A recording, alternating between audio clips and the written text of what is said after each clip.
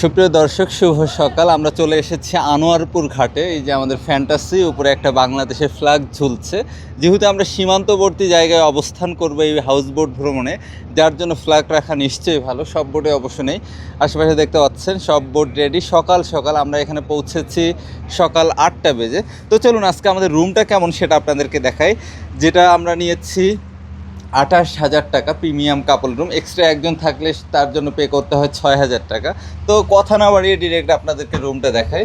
এই যে এটি হচ্ছে ওয়াক ওয়ে। আমাদের রুম হচ্ছে যমুনা 3। ভাই আছেন? এইটাও কি দিছে নাকি আমাদেরকে? না, এগুলো আপনার পার্সোনাল না। তো এটাই হচ্ছে আমাদের প্রিমিয়াম কাপল রুম। এটার যেটা স্পেশালিটি, হাউস বোটের মধ্যে একটা এসি।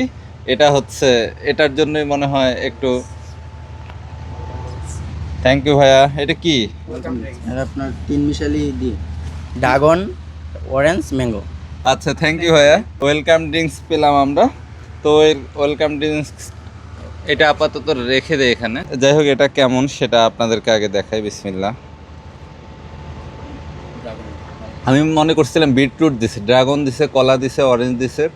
সে আমের কথা বলছে, আমের ফ্লেভার পাইনি এখনো। আপনি দিনাজপুরের তো এজন্য আপনার আম কাইলেও খাচ্ছেন না মনে হয়। না, বেস্ট যাচ্ছে তাই করে নাই। ওয়েলকাম ড্রিঙ্কসটাতে 10-এ 8। এটি একটি কাপল রুম ছিল, কিন্তু আমরা বন্ধুরা 3 জন মিলে থাকছি। এক একজনের পার পার্সন ছিল 14,000 টাকা করে ফেয়ার।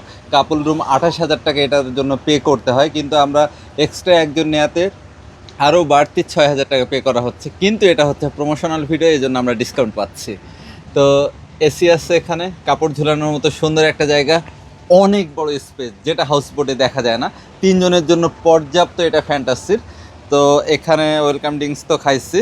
আর মজার একটা বিষয় হচ্ছে, এখানে যে ডালাটা আছে এখানে তারা অনেক কিছু দিয়েছে। এটা সামনে নিয়ে আপনাদেরকে দেখায়।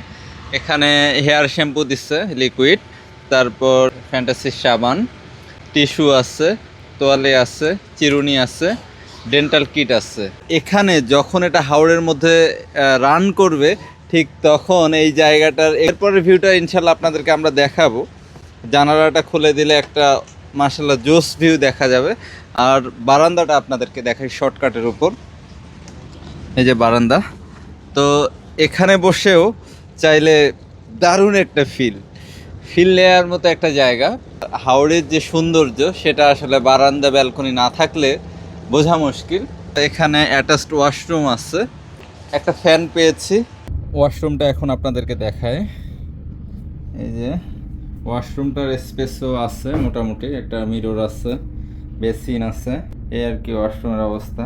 ওয়াশরুমটা খারাপ না হাউস বোটের জন্য, যেটা যথেষ্ট। হাউস বোট ভ্রমণের ক্ষেত্রে আপনারা 2 দিন 1 রাত পাচ্ছেন।